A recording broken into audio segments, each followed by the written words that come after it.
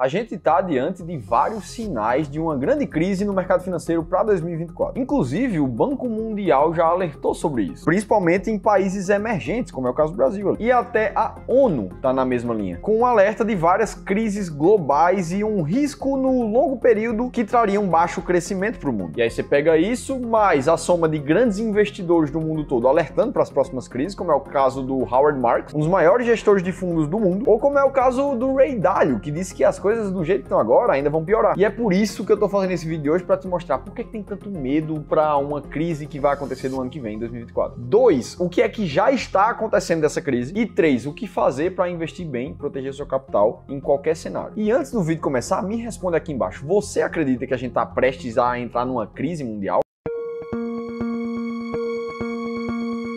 E aí vamos lá, existem sim alguns sinais de crise. Se a gente for ver o preço do ouro, que é um minério considerado como protetor de carteira de investimento, quando ele sobe é sinal que o mercado está com medo, quando ele cai é sinal do contrário. E a gente viu o ouro testando suas máximas de alguns meses para trás. Nesse gráfico aqui a gente vê que de um ano para cá ele disparou no começo de 2023 até o segundo semestre. E isso acontece grande parte pelo endividamento que está acontecendo lá nos Estados Unidos. Muita moeda sendo emitida, esse gráfico mostra isso muito bem. Nunca na história dos Estados Unidos se emitiu tanto papel moeda quanto no pós-2020. O resultado disso, vocês já sabem, é uma alta histórica nos juros dos Estados Unidos, como esse gráfico mostra. Que apesar de ter parado de subir os juros, nas últimas reuniões, a Fed Funds Rate, que é essa taxa de juros lá dos Estados Unidos, se mantém ali num patamar, um dos mais altos dos últimos 22 anos. Com isso, fica mais difícil do próprio governo americano honrar as dívidas dele, uma vez que essa taxa de juros, quando ela sobe, fica mais caro de pagar os juros de quem emprestou dinheiro para os Estados Unidos, que podem ser pessoas físicas e podem ser pessoas jurídicas de dentro ou de fora dos Estados Unidos, na famosa dívida pública. E é justamente por isso que o FMI chegou a alertar ali um risco crescente no mercado de títulos dos Estados Unidos, justamente pelos juros muito altos. E mais, agências de classificação de risco rebaixaram a nota dos Estados Unidos pela primeira vez desde 2011. Então é um cenário muito mais desafiador. E se acontecer mesmo dos Estados Unidos der um calote na dívida deles, isso é muito ruim para o mercado mundial. Afinal de contas, os Estados Unidos, como potência mundial, ele puxa o mercado financeiro do mundo todo. E é por isso que muita gente fica pessimista. Foi o caso lá do Michael Burry, famoso investidor que previu a crise de 2008 e apostou 1,6 bilhões na queda do mercado financeiro americano. E um parêntese gigante, né? Essa operação do Michael Burry, ela já deu errado. E eu sei que teve muita gente, quando viu o Michael Burry apostando na queda dos Estados Unidos, chegou lá e foi tentar fazer que nem ele e provavelmente se ferrou. Esse que é o perigo de investir com base em diquinho. Mas o fato é que ele perdeu 40% dessa aposta dele que ele fez nesse ano. Felipe, mas o problema é todo só nos Estados Unidos? E na verdade não, o Brasil também está com seus problemas muito graves. A dificuldade em fechar as contas fiscais continua assombrando a gente. O déficit zero ali, que é para ser alcançado em 2024, segue com suas dificuldades. Inclusive, muita gente falando de recessão técnica aqui no Brasil, a depender de alguns resultados de emprego e de inflação. Para quem não lembra, uma recessão técnica ela acontece quando a gente tem 2 trimestres seguidos de PIB negativo. E a expectativa é que o segundo semestre de 2023 fosse muito próximo de uma recessão. Mas isso não vai acontecer porque o PIB do terceiro trimestre de 2023, apesar de ter ficado praticamente no 0 a 0, ele não foi negativo. E aí a gente chega com tanta notícia que parece negativa assim, muitos investidores começam a pensar: tá, beleza, então é hora de reduzir posição no mercado de ações? Que afinal de contas a gente até viu o mercado de ações subir, só que se uma crise chegar de verdade, a gente pode ver o mercado cair 20, 30, 40%, como vimos em 2020. Seria hora então de aumentar a posição na renda fixa, aumentar a posição em ouro? E se você parar para pensar, realmente parece fazer sentido, já que são ativos que podem te defender em grandes crises. Vamos imaginar que esse investidor foi lá, esperando uma grande crise, e vendeu suas ações e investiu em renda fixa e em ativos mais seguros. E aí vamos ver o que aconteceu com essa postura de investimentos no passado. Vamos pensar que a gente voltou ali para os anos 2000, que foi uma década de mercado financeiro muito difícil, principalmente lá nos Estados Unidos também. A bolsa naquela época ela foi muito mal. Nesse gráfico que está na tela, você pode ver que ela caiu pra caramba, depois subiu pra caramba, depois caiu muito de novo. Na média, o mercado caiu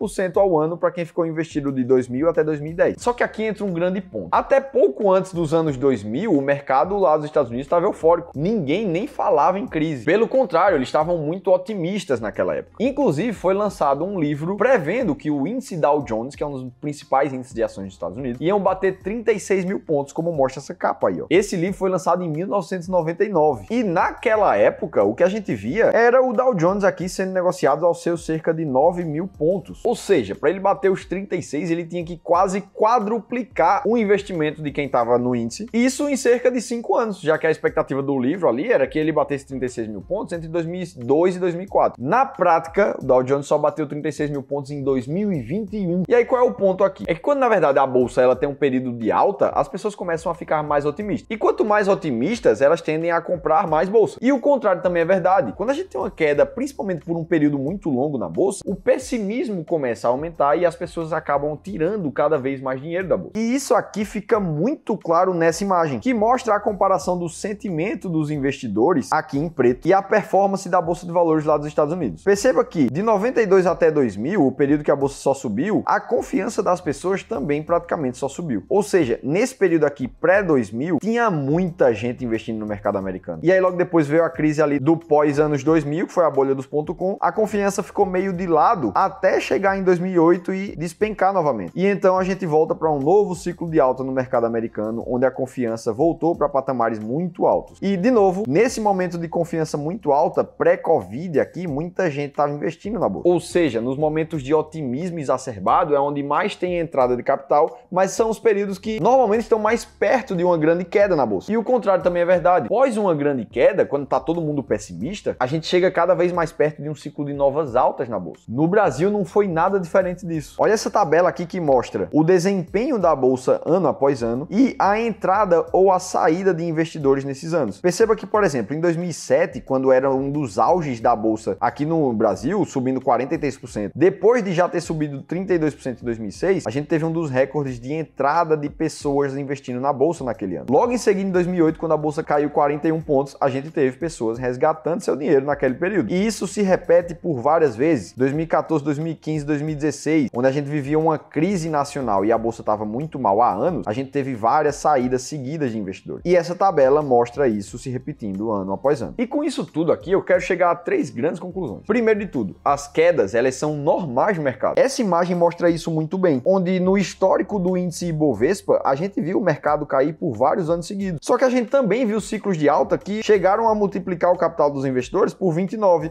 por 18 vezes. E só conseguiu pegar essa multiplicação quem pegou todo o ciclo de alta. E para isso o cara precisou permanecer investido. Conclusão número 2. Muitas vezes o que está nas manchetes dos grandes jornais e dos noticiários de mercado financeiro já está no preço do mercado. Ou seja, normalmente as bolsas ficam mais caras com as notícias boas e ficam mais baratas com as notícias negativas. E terceira conclusão, na média, os investidores que tentam interpretar as notícias para tomar as suas decisões de se vai investir ou não, eles tendem a comprar quando a bolsa está alta e vender quando está baixa, perdendo essa diferença toda. A maior prova disso está em alguns estudos do Behavior Gap, que na tradução para o português nada mais é do que a diferença de comportamento, que diz que o retorno de um ativo, de um investimento, normalmente é maior do que o retorno dos investidores daquele ativo. Melhor exemplo disso é o Peter Lynch, que é um dos maiores investidores que a gente já viu na história, que teve uma rentabilidade de 29% ao ano. A gente consegue ver isso aqui nesse gráfico, onde a gente compara o fundo de investimentos do Peter com o próprio S&P 500, principal índice de ações lá dos Estados Unidos. Ele fez isso durante 23 anos. É como se você investisse 100 mil reais com o Peter Lynch e transformasse em 350 milhões 23 anos depois. Assim, é muita grana. E aí você pensa, nossa, quem investiu com esse cara aqui deve ter ganhado muito dinheiro. E na verdade, não. O retorno dos investidores foi bem menor do que o do fundo do Peter Lynch. Esse gráfico na parte esquerda mostra isso muito bem para você. Mesmo ele tendo um retorno de 29%, os investidores tiveram uma média de retorno de 7% ao ano. E isso aconteceu porque o Peter Lynch ia para as manchetes depois que ele tinha 1, 2 ou 3 anos incríveis na bolsa. E aí todo mundo ia lá, comprava o melhor fundo da bolsa. Depois, o Peter teve seus anos de dificuldade, onde a bolsa não subiu muito ou a estratégia dele não deu muita performance,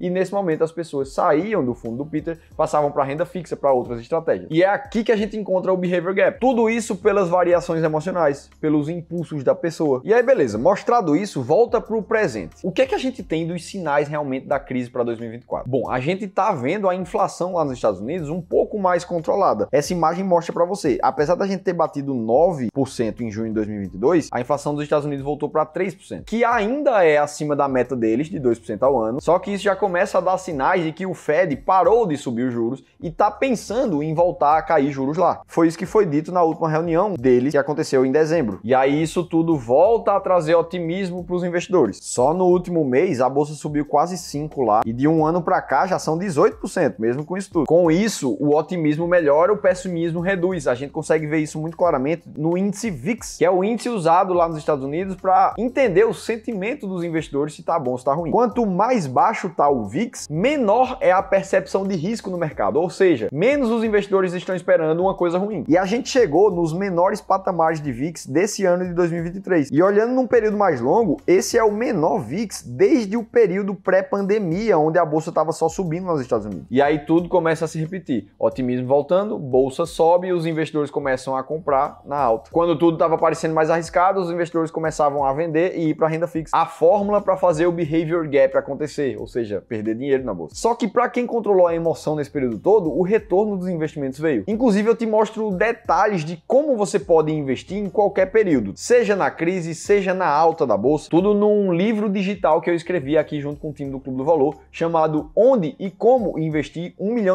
E lá você vai descobrir o segredo da rentabilidade da maioria dos nossos clientes, como é que a gente ajuda as pessoas a investirem mais de R$1,5 bilhão de reais. Você pode ter acesso gratuito a esse livro digital, esse e-book, clicando no primeiro link da descrição do vídeo ou aqui em cima. Tá, mas deixando uma pincelada dessa solução aqui nesse vídeo, como é que você pode evitar de comprar a bolsa no momento errado e vender no momento errado também? Você precisa automatizar as suas decisões, sistematizar a sua carteira de investimentos. E ao invés de ficar sempre olhando para fora, para ficar tentando descobrir se a crise vai acontecer, se o mercado de ações vai subir, qual é a melhor ação, você começa a olhar para dentro. Quais são os seus objetivos financeiros e como é que você está disposto a investir nesse período para que você ganhe dinheiro em qualquer cenário. A maioria das pessoas, quando vai tomar decisões de investimentos, elas focam em produtos. Quer se proteger da crise, aí vai investir em ouro, vai investir num COI da vida que tem capital protegido, mas que na verdade são investimentos muito ruins, que só é bom de verdade para quem te vende esses produtos, que paga uma comissão muito mais alta para o teu assessor de investimentos, para o teu gerente. E isso acontece pra caramba. Olha esse exemplo de uma carteira que a gente analisou no mês passado, que quase R$500 mil